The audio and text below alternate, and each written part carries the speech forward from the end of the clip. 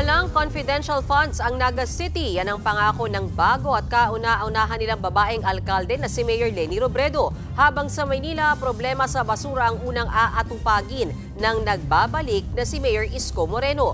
Nakafocus din sa trabaho si Mayor Vico Soto na hindi raw tatakbo sa 2028. Nasa frontline ng balitang yan, Simon Gualvez. 2028, hindi ako tatakbo. Ngayon pa lang sinasabi ko na sa inyo. Kaya malaya akong gawin kung anong tingin ko ang tama. Walang Vico Soto sa eleksyon sa 2028. Ito ang sinabi niya nang manumpa siya bilang alkalde ng Pasig.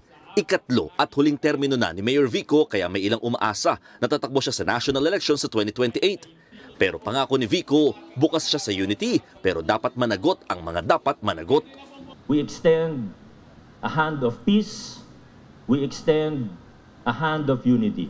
Ngunit, kailangan may managot sa mga krimen na naganap.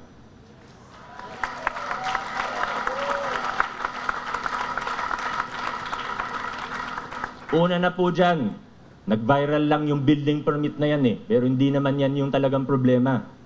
Yung bilyon-bilyong piso ng buwis na utang ninyo sa nasyonal at lokal na pamahalaan, bayaran ninyo.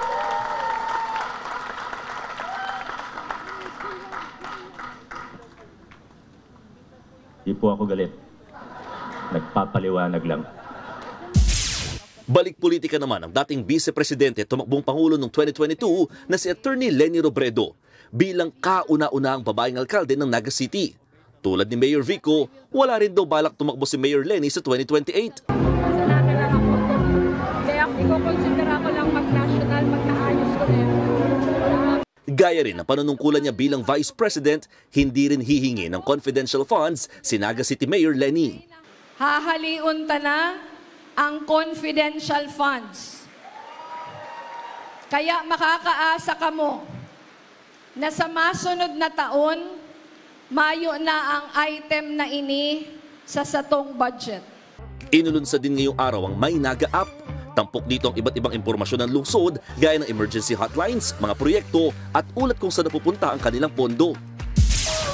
Sa Maynila naman, opisyal na nagbalik bilang alkalde si Isko Moreno matapos talunin ng dating katandem na si Mayor Honey Lacuna. Nilibot din ni Isko ang Office of the Mayor. Ipinagtaka raw niya na tila naging bangko ang opisina dahil may mga nakitang malalaking vault. Bukod dyan, problema sa basura sa Maynila ang unang agenda ni Mayor Isko. Hanggang madaling araw, hanggang gabi, hindi titigil ang syudad ng Maynila, hakutin ang basura.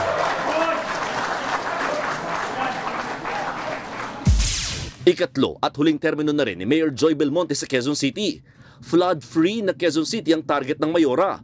Patuloy din daw siya makikibaka para sa LGBTQIA+ community. Nag-oath-taking din ngayong araw si San Juan City Mayor Francis Zamora para sa ikatlo at huli niyang termino.